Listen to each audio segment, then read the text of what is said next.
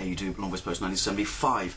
I want to talk Dishonest Sellers. I really didn't plan on banging out a video this quickly compared to my my last one.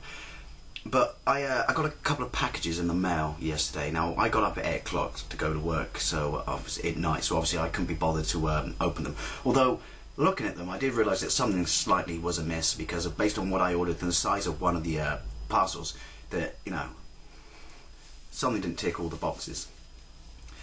Now, basically, I am like 5 games, 6 games short of my collection of having the games I had when I was a kid.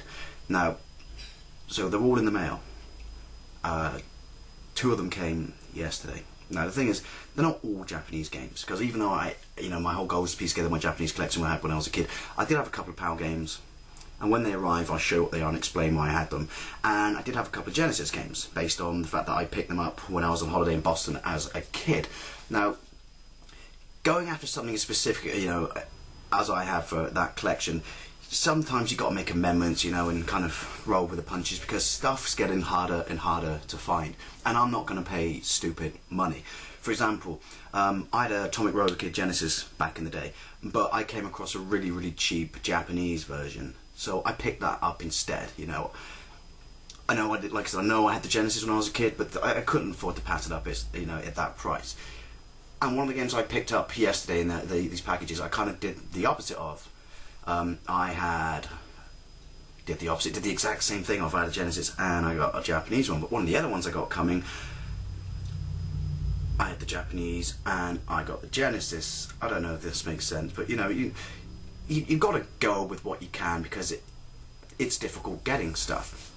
Anyway, I'm drifting away from topic now. Basically, deceitful sellers.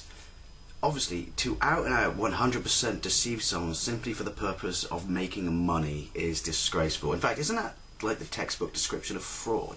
To openly deceive someone with a single purpose of financial benefit. But then there's the other side, which is, I mean, a load of times you will see someone advertise a game as near mint, and you get it and it's more like a sort of 8 out of 10. And I openly admit half the time I just go, well, you know what? Good enough. It's still complete. It's 8 out of 10. Good enough. I paid a reasonable price and accept it. But then I guess the other side to that could be that the person didn't grade it properly because they didn't know how to grade it properly. So in their mind, they were grading it as they thought fit and weren't necessarily doing anything wrong. So, drifting way off topic. These packages, yeah, this is why I made this video. When I opened these this morning, I was just like, oh, fuck's sake. So one of the games I went for was Box Japanese Complete Wrestling Saga 2. It's not a particularly amazing game, I know, but it was the first game I had on my Megadrive. It was the game that came bundled in. So imagine my surprise, right, when I opened the package and I got this. Yeah, where to begin? To Genesis, I can't seem to see a box or a manual, and the condition isn't that good. So yeah, why would you send this? Why would you advertise it as, this came off Amazon, by the way, this came off a seller on Amazon, but not like an individual, a company seller, just not Amazon themselves. But why would you advertise it in such a way and then send this out? What do you think is going to happen?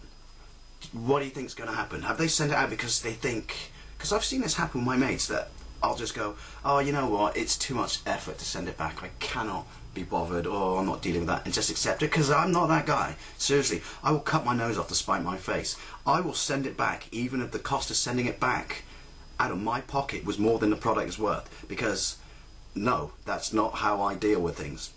Second of all, to send this out with your title description is kind of stupid and naive in the sense that if you're advertising a game, you know, as specifically as you did, then you're not selling it to the casual gamer, are you? You're selling it to a collector. Your casual gamer does not buy a 21-year-old game from another, you know, for a system from another country in another language. You know, that reeks of a collector, and that's not just for games, that's for any collector. You know, you have such a set of specific targets when you buy stuff. So to send this out, just, it boggles my mind that you would even do it. I cannot process it. I really cannot process it. It's unbelievable. The other one was Now, like I said, I had the Genesis version of this back in the day, and it's hellfire. But because I came across the Japanese version, it's such a good price, and I haven't actually seen the Genesis one in the circles I travel in, because I still don't travel on eBay since I got hacked and they couldn't give two shits. So yeah, I found one for a reasonable price, boxed, complete, above average condition. Yeah, and I opened it up. So again, I didn't think my heart could sink any lower after that one, but it did. Yeah, here we go, Japanese hellfire. Let's spot what's wrong with this one. Can you see that? Can you see that? Yeah, it's a PAL Megadrive release. Alright, same box art as the Japanese, but the picture showed the Japanese one. The description showed the Japanese one, and it looks shiny and spanky in the picture. I mean, above average. It's been thumbed more than a copy of the Yellow Pages. And on the back,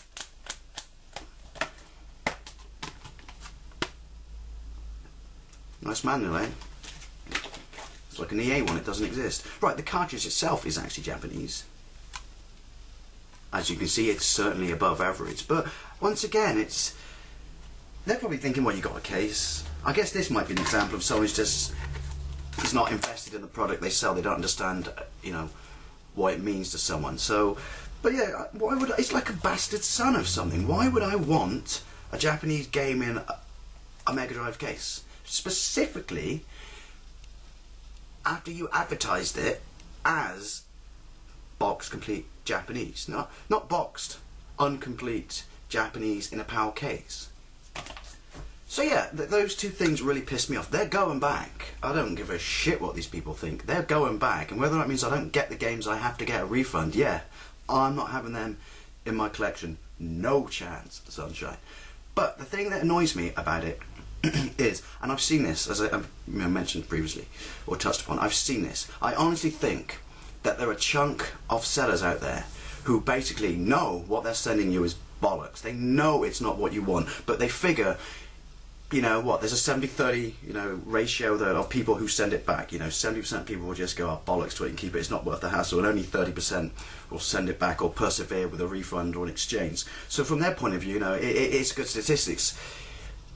They may as well try it, it's better than gambling, it's stacked in their favour. That's what I honestly believe. So what I want to know is, what do you think of Dishonest Sellers? And what is the most you've been deceived by a seller? Not necessarily on a game, on anything you collect, anything in life in general. What is the worst horror story? What is the most you've been openly deceived by a seller when you've bought a product? Anyway, I'll see you later.